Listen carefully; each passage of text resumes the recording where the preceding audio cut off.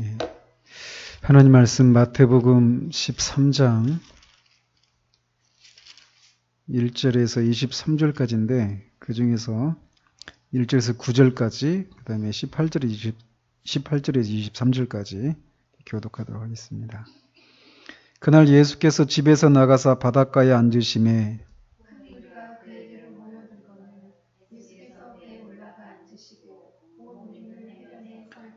예수께서 비유로 여러 가지를 그들에게 말씀하여 이르시되 씨를 뿌리는 자가 뿌리러 나가서 도로는 흙이 얕은 돌밭에 떨어짐에 흙이 깊지 아니하므로 곧 싹이 나오나 도로는 가시떨기 위에 떨어짐에 가시가 자라서 기운을 막았고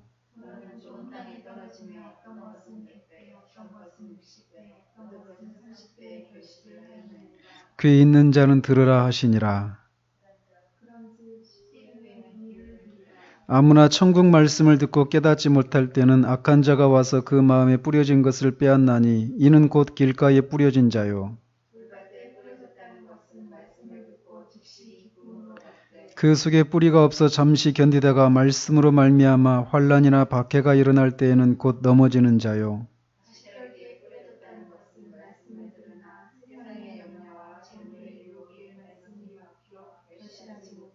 같이 좋은 땅에 뿌려졌다는 것은 말씀을 듣고 깨닫는 자니 결실하여 어떤 것은 100배, 어떤 것은 60배, 어떤 것은 30배가 되느니라 하시더라.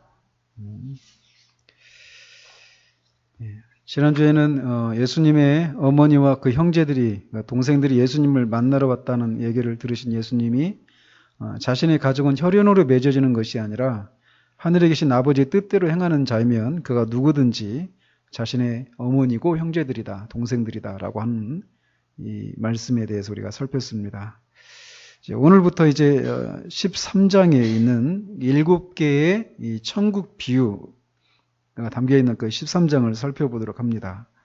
그 7개는 오늘 우리가 이렇게 살펴보게 될 씨 뿌리는 비유, 겨자씨 비유, 누룩 비유, 가라지 비유, 밭에 감추인 보화, 또 값진 그 진주 비유, 그물에 걸린 고기 비유, 이렇게 7가지 비유입니다. 오늘은 그 첫 번째 비유인 씨 뿌리는 비유에 대해서 우리가 살펴보도록 합니다. 이 비유는 워낙 우리가 주일학교부터 다녔다면 진짜 수십 번은 들었을 그런 비유이기도 합니다. 근데 우리가 늘 익숙한 것에 늘 사실은 이렇게 함정이 있을 수 있어요. 제대로 알지 못한 채 그냥 이렇게 피상적으로 이해하고 넘어갈 수도 있는 그런 우려가 있기 때문에 우리는 계속해서 들었던 말씀이라도 또 반복해서 들을 필요가 있는 것입니다. 마태는 13장 1절을 그날로 이렇게 그날이라는 말로 이렇게 시작하고 있습니다. 통상적으로 여러분들이 그 마태복음을 이렇게 살펴보시면 항상 보십시오. 어떤 사건이 일어날 때마다 그는 그때 이런 식으로 시작하거든요. 그때 이 말은 헬라어로 원어의 의미는 아마 그 무렵쯤 이런 의미가 있어요. 그런 식으로 이렇게 시작을 하는데 오늘 여기에서는 그날 이렇게 해서 이 사건이 일어난 이 천국 비유를 베푸신 때가 그날이라는 거예요. 어떤 날이냐면 앞에서 말하고 있는 것입니다. 그러니까 귀신 들린 자를 이렇게 귀신을 쫓아내고 봉어리 되고 듣지 못했던 사람, 보지 못했던 사람을 고치신 이 사건에 대해서 바알세불 논쟁이 벌어졌잖아요. 그리고 그것에 대해서 예수님이 이제 그들의 논쟁에 이제 그들의 모함이 모순되다는 것을 보이시고 그들의 그 영적인 상태가 처음보다 더 악해질 것을 이렇게 경고하시잖아요. 그러는 중에 이 주님의 가족들이 찾아온단 말이에요. 바로 그날 이 천국 비유가 있었다라는 겁니다. 그래서 이렇게 특정한 사건이 일어난 바로 그날을 의미하는 이 그날이라고 하는 말로 시작을 하고 있어요. 따라서 말씀드린 것처럼 이 천국 비유를 베푸신 날이 아까 말씀드린 그런 일들이 일어났었던 바로 그날인데 이것을 통해서 예수님은 이렇게 자신의 육적인 가족을 만나서 그들을 대접하는 데 힘쓰지 않고 영원히 영적인 가족이 될 이런 사람들에게 천국에 대한 비유를 가르치는데 힘썼다라고 하는 것을 보여주는 거죠. 그렇게 가족들이 찾아왔는데 바로 그날 그 가족들을 돌보고 이렇게 챙기고 하는 이러지 않고 바로 사람들에게 천국 비유를 이렇게 가르치셨다라고 하는 이런 것 속에서 이 주님이 결국은 이 죄인들을 주님의 가족으로 이렇게 받아들이고 그들에게 천국이 어떤 곳인지를 가르쳐 주는 일에 얼마나 심혈을 기울였는지를 이렇게 우리에게 강력하게 시사해 주고 있다라는 것입니다. 바로 그날에 예수님은 집에서 나가서 바닷가에 나가셨습니다. 여기서 말하는 바닷가는 갈릴리 바다 또는 디베레아 바다 이렇게 말하기도 하고 누가에 의하면 게네사렛 호수라고 하죠. 아무튼 그런 거기에 나가서 이제 배에 올라가셔서 배에 앉으셔서 천국에 대한 비유를 베푸십니다. 그래서 집에 있을 때보다도 더 많은 사람이 이 바닷가로 올 수 있었겠죠. 더 주님의 말씀을 더 많은 사람이 들을 수 있었을 것입니다. 그렇게 바닷가로 나가시자 큰 무리가 주님께로 모여들었다라고 마태는 기록하고 있습니다.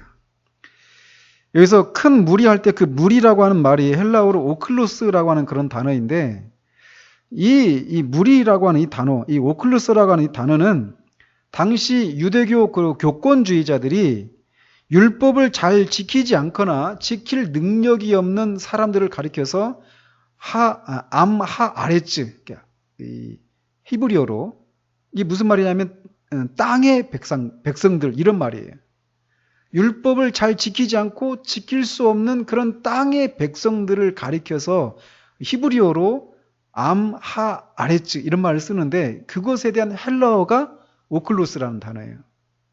그러니까 이 무리가 그냥 단지 많은 사람이 모여있는 것, 군중 이런 의미가 아니라 이 무리라는 말 속에는 이 율법을 지키지 않고 또 지킬 수 있는 능력이 없는 땅에 속한 백성들이라고 하는 어떤 가치 판단이 개입된 그런 단어라는 겁니다. 그래서 실제로 이 당시 이 바리새인들이나 서기관들과 같은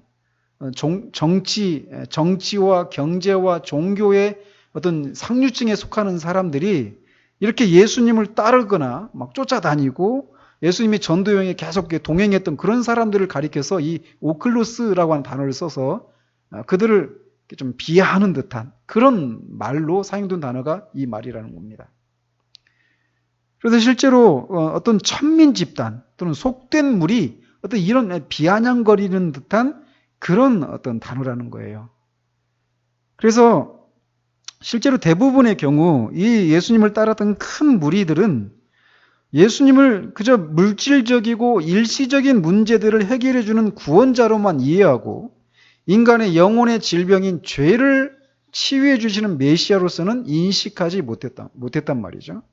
그렇기 때문에 그들은 예수님께서 이렇게 천국 비유를 전파하시던 그 당시에도 그 말씀을 제대로 이해할 수 없었던 그런 사람들이었습니다. 오늘날에도 예수님을 이들처럼 알고 있는 사람들이 교회 안에 너무나 많습니다.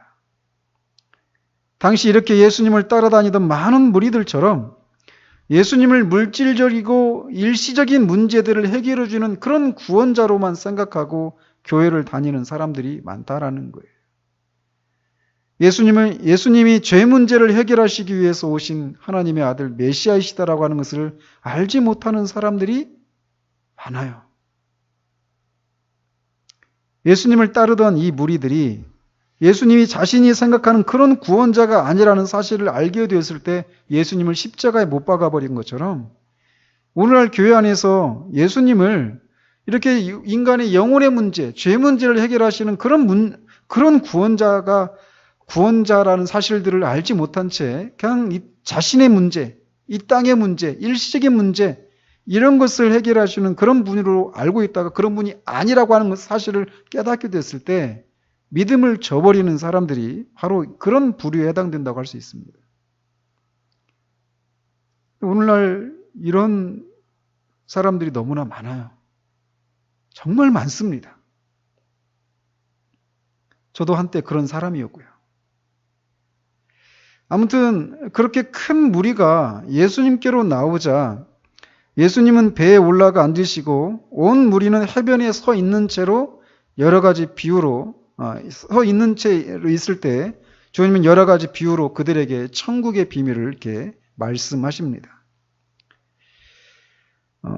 예수님은 배에 앉으시고 이 당시 풍습이 그랬다라는 거예요. 가르치는 사람은 앉아 있고 듣는 사람은 서 있는 이런 형태로 이렇게 가르침을 주고받았다라고 얘기를 합니다. 그리고 실제로 예수님이 이렇게 배에 오르셔서 말씀을 하신 것은 이런 유익도 있다고 어떤 사람들은 얘기해요. 그러니까 일반적으로 바다에서 육지적으로 바람이 불잖아요. 그죠? 그러니까 당시 이 예수님이 설교할 때 마이크가 없었잖아요. 그러니까 이 육성으로만 설교를 해야 되는데 이 뒤에서 바람이 불어오면 이 목소리가 조금 더 멀리 전달될 수 있겠죠. 그죠? 그런 유익도 이제 고려한 그런 방법이었을 것이다라고 얘기하는 분들도 있습니다. 아무튼 주님은 집에 계실 때보다 좀 더 많은 사람들에게 말씀을 전하실 수 있었습니다. 그런데 주님은 이 천국의 비밀을 비유로 말씀을 하십니다. 왜 비유로 말씀하셨는가에 대해서는 중간에 한 두 군데에서 이제 설명을 하고 계시거든요. 근데 그거는 이제 다음에 이제 살펴보기로 하고요. 여기서 이 비유에 해당되는 헬러어가 파라볼레라고 하는 그런 단어예요. 근데 여기 이 파라볼레라고 하는 단어인데 이거는 파라라고 하는 단어와 볼로라고 하는 이 발로라고 하는 이 두 단어가 합성된 단어입니다. 그래서 파라는 무슨 뜻이냐면 옆에, 곁에 이런 뜻이에요. 그리고 발로 이거는 던지다 이런 말입니다. 그러니까 그러니까 이 파라볼레 이 말은 곁에 또는 옆에 던지다 이런 말입니다.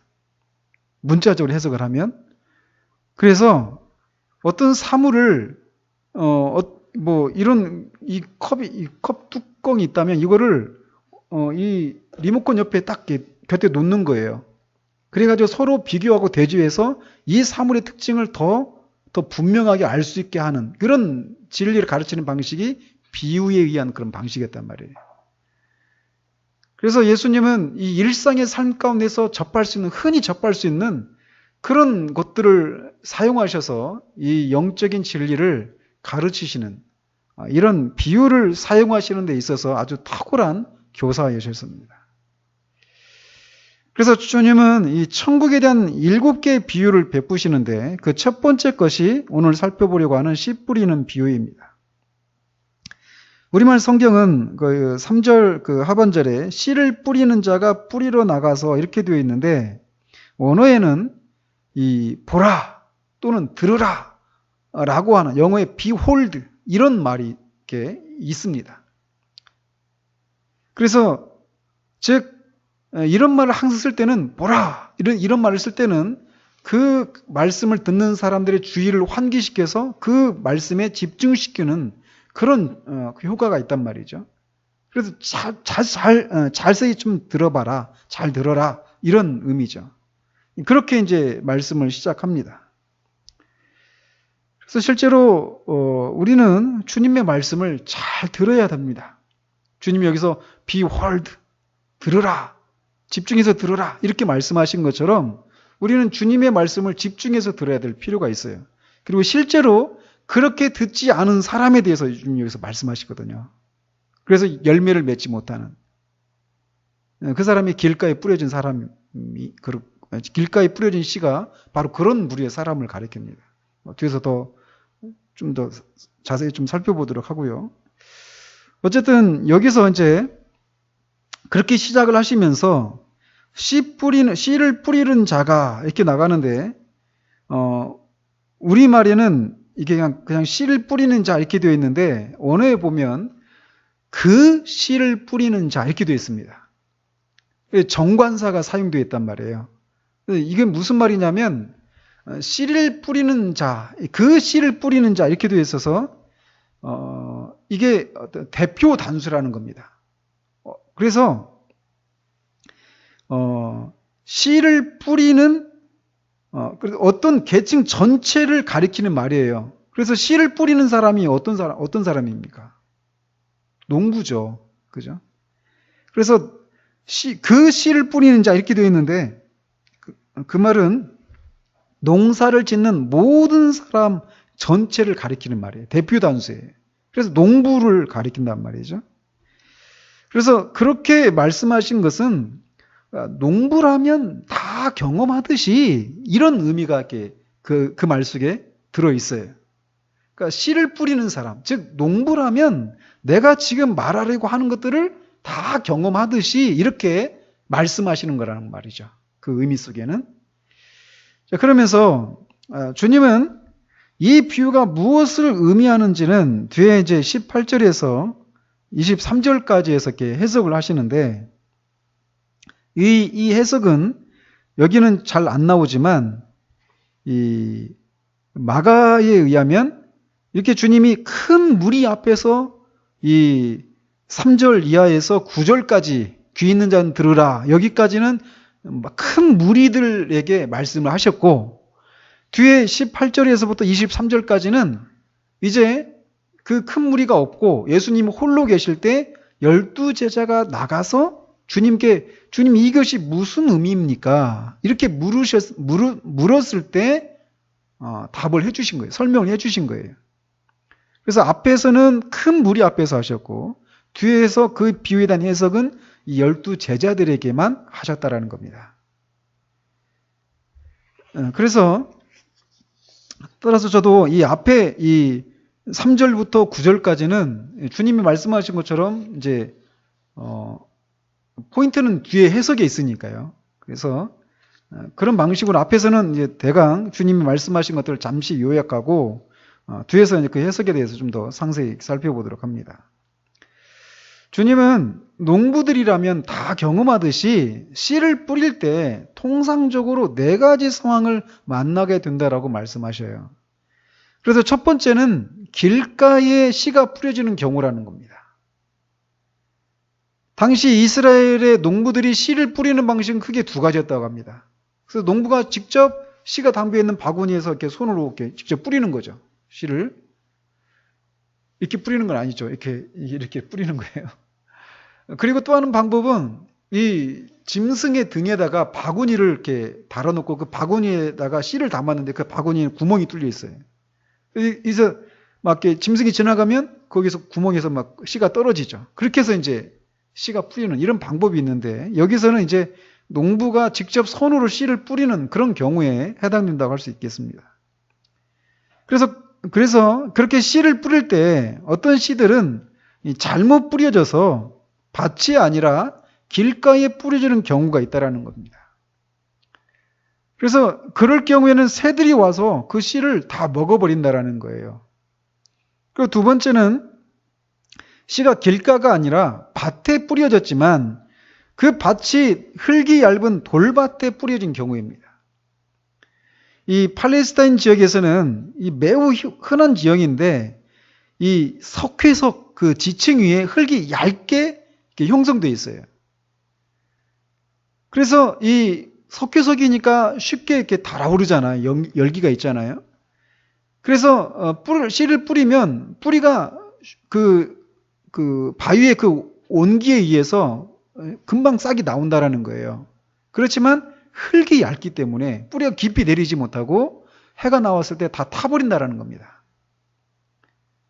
그래서 말라버린다라는 거예요. 그런 경우가 있다라는 거예요. 그리고 또 3번째 경우는 가시떨기 위에 뿌려져서 가시가 자라서 기운을 막는 경우입니다. 그래서 이 밭은 돌밭과는 달라요. 그래서 어느 정도는 좋은 밭에 해당될 수 있습니다.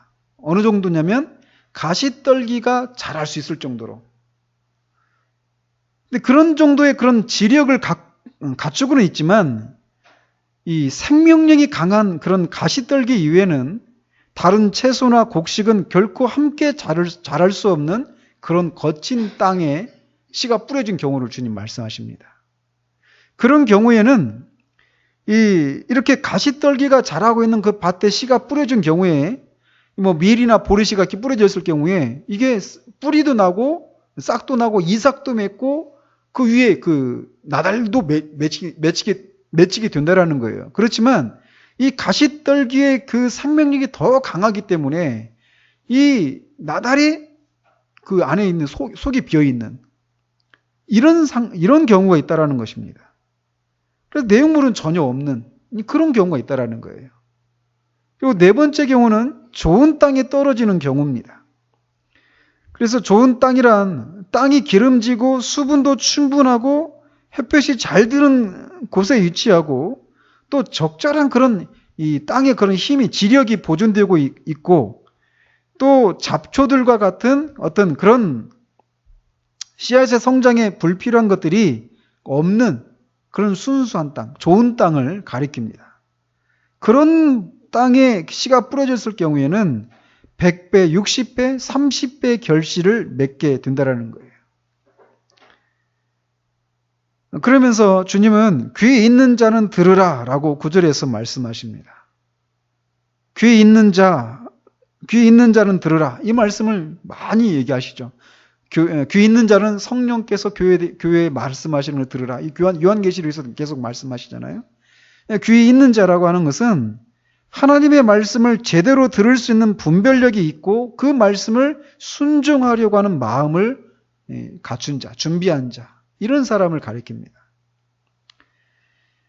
그러고 나서 이 똑같은 비유를 기록하고 있는 마가에 의하면 큰 무리는 떠나고 주님이 홀로 계실 때 12 제자에게 이 비유가 무엇을 의미하는지를 설명해 주셨다라고 아까도 좀 전에 말씀드린 것처럼 마가는 기록하고 있습니다.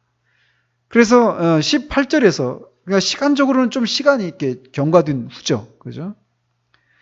근데 18절에서 보면 그런즉 씨 뿌리는 비유를 들으라 이렇게 하시면서 그것을 이렇게 풀어 주십니다. 그러면서 여기서 이제 씨 뿌리는 자가 누구인가에 대한 논쟁이 이렇게 될 수 있는데 이 37절에 보면 이 씨 뿌리는 비유에서는 말씀하시지 않지만 같은 제자들에게 주님이 가라지 비유를 말씀하시면서 37절에서 가라지 비유를 설명하시면서 좋은 씨를 뿌리는 이는 인자요 이렇게 말씀하십니다. 즉 여기서 씨를 뿌리는 자는 예수님 자신을 가리키는 거죠. 그러니까 지금 이 어떤 상황에서 말씀을 하시는 거냐면 지금 예수님의 그런 기적과 그런 여러 가지 표적들을 보면서 많은 사람들이 막 따라왔잖아요. 큰 무리가 따랐잖아요. 그런데 그렇게 많은 사람이 따라왔더라도 진짜 내가 전하는 이 천국의 복음을 듣고 진짜 열매를 맺는 사람들은 그렇게 많지 않다라고 하는 것을 말씀하시는 거예요. 그러면서 왜 그런 일이 일어나는가에 대해서 이제 설명을 하시는 것이죠. 그러면서 씨 뿌리는 자가 인자다 이렇게 말씀하시면서 바로 주님 자신을 가리킨다라고 이렇게 말씀하고 계십니다. 그럼 여기서 또 씨는 뭐냐라고 할 때 또 누가복음도 이것을 기록하고 있거든요. 근데 누가복음 8장 11절에서는 씨는 하나님의 말씀이니라 이렇게 말씀하셔요. 그러니까 결국 인자, 즉 예수님이 말씀을 전할 때 이런 내용인 거죠. 예수님이 하나님의 말씀을 천국 복음을 전할 때 그 말씀 자체는 문제가 없는데 그 말씀을 씨가 뿌려진 밭이 어떠냐에 따라서 어떤 곳에서는 열매가 맺히고 어떤 곳에서는 열매가 맺히지 않는다. 이렇게 말씀하시는 거예요. 따라서 그리고 여기서 이제 이 땅이나 흙은 분명히 사람의 마음을 가리킵니다.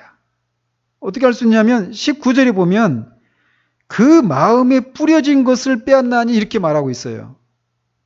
즉 그 말씀을 듣는 사람의 마음이 어떠냐에 따라서 하나님의 말씀이 열매를 맺느냐 맺지 못하느냐 이게 결정된다라고 하는 것을 말씀해 주시는 거예요. 근데 이것을 주님이 말씀을 전하시죠. 1차적으로는 여기서는. 그렇지만 이후에는 어때요? 주님의 말씀을 듣고 이제 거듭난 주님이 부르셨던 그런 12 제자 사도들 뿐만 아니라 이후에 또 선교사들 또는 우리 일반 신자들도 우리가 말씀을 전하잖아요. 누군가에게. 그죠? 복음을 전하잖아요. 그래서 이 씨를 뿌리는 자는 1차적으로는 예수 그리스도를 가리키시지만 더 확대해서 말씀을 전하는 모든 사람을 가리킨다라고도 할 수 있습니다. 그런데 말씀을 전하는 사람이 어떻게 되느냐, 여기 지금 초점이 있는 것이 아니라 그 말씀이 어떤 경우에 열매를 맺는가, 즉 그것은 말씀을 받는 사람의 마음의 상태가 어떤가에 따라서 열매가 맺느냐 맺히지 못하느냐가 결정된다. 여기에 초점이 가 있는 거예요. 이 비유는.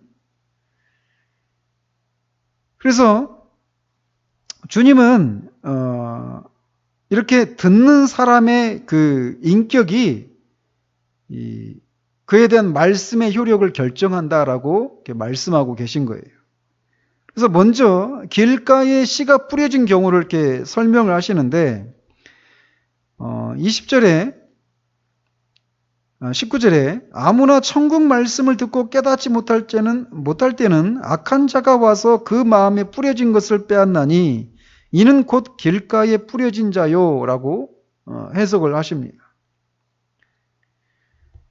이 사람들은 어떤 사람들이냐면 이 땅에서의 삶이나 자기 목숨에만 관심을 두고 영생에 대해서는 관심을 두지 않고, 그렇기 때문에 복음에 관심을 두지 않는 무지하고 부주의하고 태만한 그런 경우를 가리킵니다. 그렇기 때문에 이들은 말씀을 들을 때 그것을 대수롭지 않게 생각하고 그것을 자신에게 적용하지 않고 그것을 즉각 자신의 마음에서 몰아내요. 그런 그 메시지의 의미를 곰곰이 생각하거나 묵상하고 그것을 자신에게 적용하지를 않아요. 메시지를 들을 때, 그냥 말씀을 들을 때 신중한 태도로 듣지 않고 그냥 흘려들어요. 따라서 그들은 진리를 전혀 깨달을 수가 없는 거죠. 진리를 인식하지 못하고 깨닫고 파악할 수가 없어요. 그래서 이런 마음은 부주의한 마음이다 라고 말할 수 있는 거죠. 심지어 그것을 주위에서 듣고 마음의 불편함을 느낄 경우에도 이들은 그것을 다음에 생각해 보겠다며 뒤로 밀어버립니다. 대표적인 예가 사도행전 24장 25절에 나오는 벨릭스 총독이에요. 거기 보면 바울이 의와 절제와 장차 오는 심판을 강론하니 벨릭스가 두려워하여 대답하되 지금은 가라. 내가 틈이 있으면 너를 부르리라. 그러나 바울이 다시 그 벨릭스에게 복음을 전했다고 하는 그런 기록이 없어요. 그래서 이 말씀에 대해서 이 부주의 복음에 대해서 그들의 마음은 완고합니다. 들으려고를 하지 않아요. 그렇기 때문에 그들은 그들의 영혼을 괴롭히고 귀찮게 하는 설교자들을 미워하고 싫어합니다. 예수님 당시에 서기관과 바리새인들이 바로 여기에 해당이 돼요. 그들은 주님의 말씀을 들으면서 그의 말 속에, 예수님의 말 속에 책 잡을 것이 있는가? 이것만 생각하고 들었어요.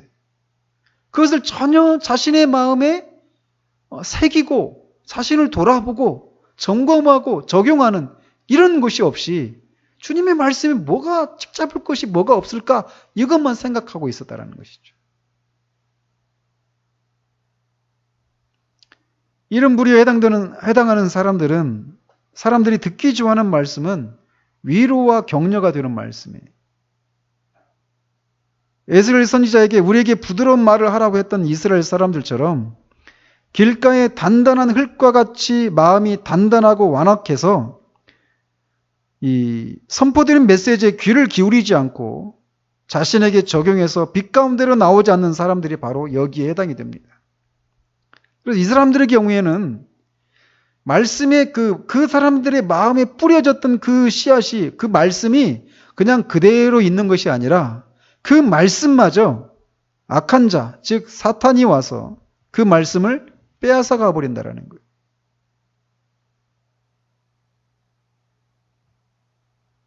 그러니 당연히 말씀의 열매가 맺힐 수가 없죠. 맺힐 기회를 없애버리는 거니까요. 악한 자가 와서. 그렇기 때문에 이렇게 길가와 같이 단단하고 완악하고 부주의한 마음의 상태를 가지고 교회를 수십 년을 다녀도 결코 말씀의 열매를 맺을 수가 없어요. 이런 사람들이 교회 안에 많아요. 사실 정말 많습니다. 두 번째로 돌밭에 뿌려진 씨와 같은 경우에 대해서는 이렇게 말씀하십니다. 돌밭에 뿌려졌다는 것은 말씀을 듣고 즉시 기쁨으로 받되 그 속에 뿌리가 없어 잠시 견디다가 말씀으로 말미암아 환난이나 박해가 일어날 때에는 곧 넘어지는 자요. 길가에 씨가 뿌려진 사람들은 진리를 깨닫지 못한 반면 이 사람들은 진리를 깨닫긴 깨달았는데 단순하고 피상적인 수준에서 깨달은 사람들을 가리킵니다. 그래서 그들의 결단은 아주 신속하고 행동도 빨라요. 그래서 이 사람들은 말씀을 들을 때 즉시 충동적으로 기쁘게 급히 메시지를 받아들입니다. 그래서 감격하고 흥분하고 눈물을 흘릴 수도 있어요. 그런 정도로 영향을 받을 수 있습니다. 그러나 그래서 한마디로 말하면 이들의 관심은 어떤 기독교 신앙에 있어서 아름다운 측면들, 긍정적인 측면들, 이런 것들에만 주로 관심이 가 있어요. 그렇기 때문에 죄에 대한 깨달음, 깊은 인식, 그것에서 오는 상한 심령, 그리고 자신이 하나님을 떠나서 살았던 그 과거의 그 삶이 얼마나 하나님 앞에 추악하고 더러웠는가를 깨닫고 그것이 얼마나 하나님의 마음을 아프게 해드렸던가에 대한 깊은 통찰도, 그런 슬픔도 없습니다. 그런 것들에 대해서는 아주 얕아요. 그리고 곧장 그런 우리를 용서해 주셨다라고 하는 이 긍정적인 측면으로 쉽게 넘어가서 금방 기독교 신앙의 어떤 그런 긍정적이고 아름다운 측면에만 관심을 두고 기독교 신앙인으로서 자기를 포기하고 자기를 부인하고 희생하고 봉사하고 그리스도와 함께 고난을 받는다라고 하는 이런 측면에 대해서는 큰 관심을 두지 않는 그런 부류의 사람들입니다. 그래서 그런데 해가 돋은 후에, 즉 이제 순간적인 감격이 사라지고 일상적인 신앙생활이 시작될 때 그들에게 있었던 그런 기쁨은, 열심은 사라져요. 그들의 겉마음은 부드러웠지만 그들의 속마음이 성령에 의해서 부서지지 않고 자기 아집과 주장으로 가득 차 있기 때문에 결국 이들은 이런 모습을 보인다라는 겁니다. 자기 깨어짐이 없어요. 근데 이들이 그렇게 결국은 자신의 정체를 드러내는 그것이 어떤 것에 의해서 그러냐면 말씀으로 인한 환난과 박해가 임할 때 넘어진다라고 주님이 말씀하셔요. 주님을 믿고 따르는 결과가 그들이 생각하는 것이 아니라는 것이 밝혀지게 될 때 그들은 배교자의 길을 따름으로써 그들의 신앙이 잘못된 기반 위에 있었음을 드러내고 맙니다. 그 심령이 깨어짐이 없는 거예요. 그리스도의 뿌리를 내리고 있지 않아요. 따라서 이 마음은 일시적이고 감정적인 그런 마음을 가리킵니다. 아까 길가에 뿌려진 마음은 부주의한 마음이라고 했다면 이 돌밭에 뿌려진 마음은 돌밭에 뿌려진 돌밭은 이 일시적이고 감정적인 마음을 가리킵니다. 다음으로 가시떨기에 떨어진 씨에 대해서는 이렇게 말씀하십니다. 가시떨기에 뿌려졌다는 것은 말씀을 들으나 세상의 염려와 재물의 유혹에 말씀이 막혀 결실하지 못하는 자요. 이것은 앞에서도 말씀드린 대로 나달까지는 맺혔어요. 그렇지만 그 나달의 안에 내용물이 없는 거예요. 그러니까 이 싹이 나고 이삭이 이렇게 나고 그 이제 줄기가 나고 이삭도 있고 나달까지 맺혔다라고 하는 것은 어느 정도 시간이 지났다라는 것을 말하잖아요. 그러니까 어떤 제법 신앙생활을 오랜 동안 했다고도 볼 수 있습니다. 그러니까 그런데도 말씀의 열매를 맺지 못한다라는 거예요. 이 사람은 길가에 뿌려진 사람들과 달라요. 그래서 말씀에 동의를 합니다. 말씀을 듣고 모두 동의해요. 또 복음을 좋아하기도 합니다. 그리고 정말 자기가 더 좋은 그리스도인이 되고 싶다라고 하는 이런 소망도 품을 수 있습니다. 그렇지만 그들은 그리스도를 위해서 결코 모든 것을 포기하지 않는 사람을 가리킵니다.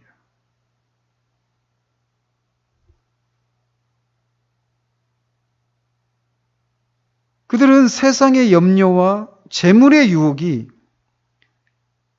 그 마음에 무성해서 말씀의 열매를 맺지 못하는 경우입니다. 그 마음이 끊임없이 세상사에 대한 염려와 근심으로 가득해서 말씀이 기운을 뻗칠 수가 없는 거예요. 온통 그 마음에 하나님의 나라와 의를 구하려고 하는 이런 마음이 아니라 온통 세상에 대한 염려. 세상 속에는 다양한 것들이 포함될 수 있겠죠. 그죠? 주님이 마태복음 산상수훈에서 말씀하시는 것처럼 무엇을 먹을까, 무엇을 입을까, 무엇을 먹을까, 먹고 마시고 입을까, 온통 그 문제예요. 그런 문제로 가득 차 있다는 것이죠. 또는 재물에 대한 유혹. 그래서 그들이 가난할 때는 좀 더 재물이 있으면 더 하나님의 일에 매진할 텐데 하고 온통 어떻게 하면 그 길이 열릴까 이런 것만 생각합니다. 좀 더 부유할 때는 좀 더 부유하다면 더 큰 일을 할 수 있을 텐데 하면서 또 그 마음이 그것으로 또 가득 차 있는 거예요. 그래서 이런 사람의 마음은 다른 것에 몰두해서 어떤 말씀이 맺힐 수 없는, 열매를 맺힐 수 없는 그런 마음이에요. 온통 이 하나님의 나라와 의를 구하는 그런 마음이 아니라 다른 것에 온통 마음이 사로잡혀 있는 거예요. 대표적으로 세상사에 대한 염려와 재물에 대한 유혹. 여기에 그 마음을 다 뺏기고 있는 그런 상태예요.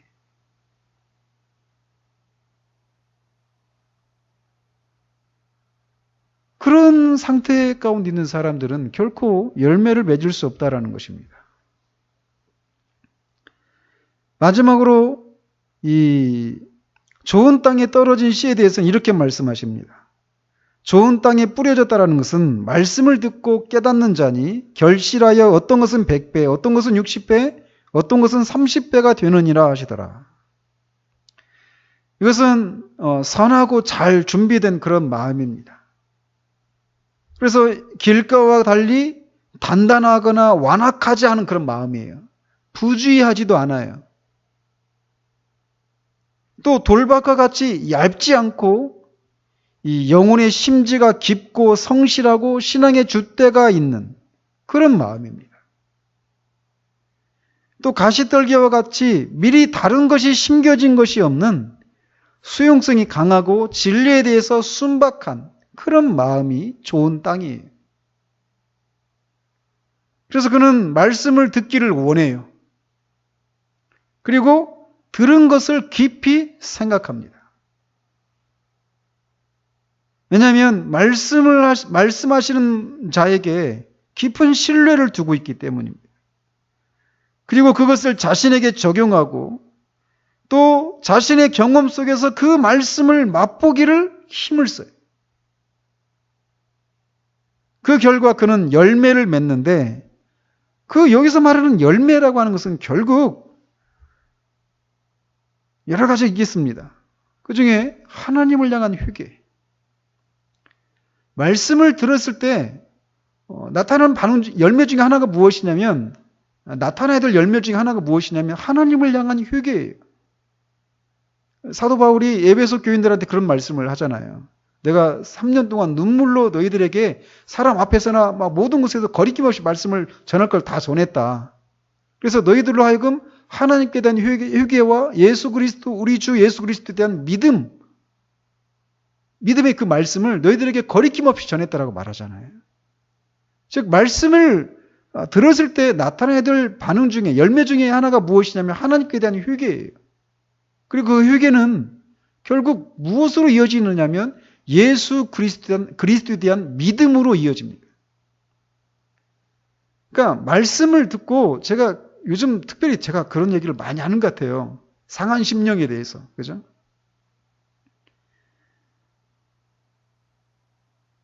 이제 이 상한 심령에 대해서 설교를 하려고 합니다. 조만간에. 근데 말씀을 들었을 때 정말 우리가 어떤 반응이 나와야 되냐면 내가 하나님의 영원한 심판을 받아 마땅한 죄인이구나. 이것을 깨닫는 거예요. 그런데 내 스스로는 그 하나님의 심판에서 벗어날 수가 없구나. 그래서 내가 이 하나님의 심판으로부터 벗어나기 위해서는 내가 아닌 다른 누군가의 도움이 필요하구나. 이것을 깨닫는 것이 말씀을 들은 사람들에게서 있어야 될 첫 번째 반응이에요.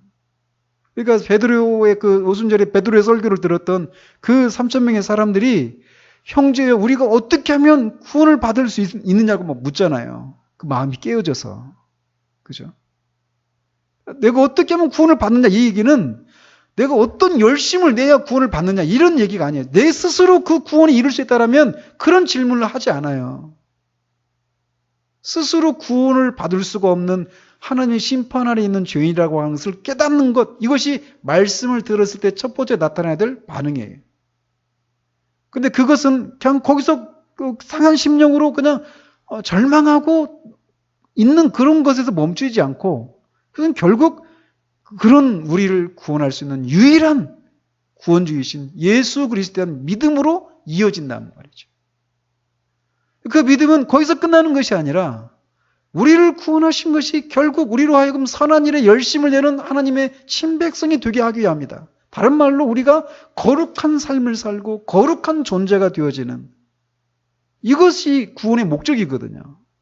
그 말씀의 열매는 하나님께 대한 회개, 예수 그리스도에 대한 그런 믿음, 거룩한 생활, 거룩한 성품, 그리고 또 동시에 깊은 기도. 기도는 우리로 하여금 이런 거룩한 삶을 이루어가기 위해서 필요한 그런 은혜들을 공급해 주는 수단이거든요. 그리스도인이 기도하지 않는다. 하나님의 은혜가 없이도 난 살 수 있습니다. 이걸 말하는 거예요. 기도하지 않는 것은 죄예요. 그래서 이엠바운즈 얘기하잖아요. 그죠? 또 겸손 이런 것이 있어요. 그리고 그의 성품 속에 갈라디아서 5장 22절에서 말하는 것처럼 사랑과 희락과 화평과 오래 참음과 자비와 양성과 온유와 절제와 충성 이런 성령의 열매들이 맺히는 거예요. 이게 좋은 땅에 심겨진 씨가 그 안에서 역사할 때 나타나는 열매들이다라고 할 수 있습니다. 이런 증거가 없다면 아무리 큰 소리로 자신의 신앙을 고백해도 우리 신앙은 헛된 것에 불과하다는 거예요. 참된 기독교는 이런 열매가 맺히게 되어 있다는 것입니다. 아무리 우리의 신앙이 정통해도 그 신앙에 대한 명확한 지식을 갖고 있다 하더라도 우리가 사랑하고 고백하는 복음이 우리의 마음과 생활 속에서 이런 열매로 나타나지 않는다면 그것은 헛된 기독교라는 거죠. 참된 기독교는 이런 열매가 맺히는 것입니다. 그런데 주님은 여기에서 그 열매가 100배, 60배, 30배로 나타난다라고 말씀하셔요. 이것을 통해서 어떤 사람들은 100배는 뭐고 막 이것을 막 또 엉뚱한 데까지 막 나가서 깊은 의미를 해친다고 깨닫게 된다고 하면서 막 그걸 말씀의 본의를 넘어서 버리는 그런 우를 범하는데, 주님이 여기서 말씀하시는 건 이런 거예요. 이 결실의 정도는 차이가 있다라는 겁니다. 어떤 실은 100배를 맺고 어떤 실은 60배, 어떤 실은 30배의 열매를 맺는다라는 거예요. 그래서 잘못된 그런 곳에 뿌려져서 손실된 그 씨앗을 보상하고도 남는 그런 열매가 맺힌다라는 거예요.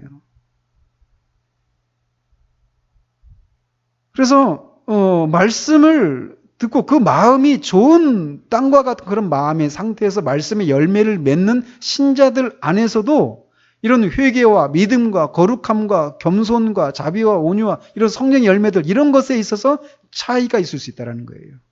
그러나 분명한 것은 열매를 맺는다라는 겁니다. 정도의 차이는 있지만. 그러므로 우리는 이런 주님의 이 비유를 통해서 우리가 깨달아야 될 것은, 우리가 하나님의 말씀을 들을 때 어떤 마음의 상태로 듣는가를 주의할 필요가 있다는 거예요. 우리는 말씀을 부주의한 상태로 들어서는 안 됩니다. 그래서 말씀을 주의 깊게 들어야 돼요. 그러나 말씀을 주의 깊게 듣는 것으로 충분하지 않습니다. 왜?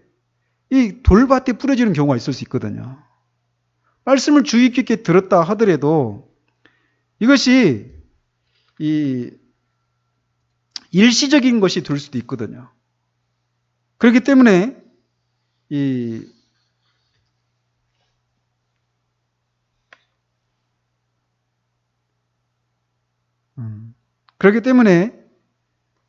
우리가 그 말씀을 주의 깊게 들을 뿐만 아니라 이 말씀에 대한 인상이 그냥 어떤 깨달음, 어떤 그런 은혜를 받았다라고 하는 것이 일시적일 수도 있기 때문에, 그런 것이 되지 않도록 하기 위해서는 우리가 마땅히 포기해야 될 것들을 주님을 위해서 포기하고 우리의 마음이 하나님 나라와 그 의를 먼저 구하는 그런 상태로 유지하기 위해서 우리 마음을 이렇게 돌아보고, 우리가 이런 것에 의해서 생활에 대한 염려로 우리가 마음이 무뎌져 있지는 않은지를 돌아보고, 이 말씀이 열매를 맺힐 수 있는 그런 좋은 상태를 유지하기 위해서 우리가 힘을 써야 돼요.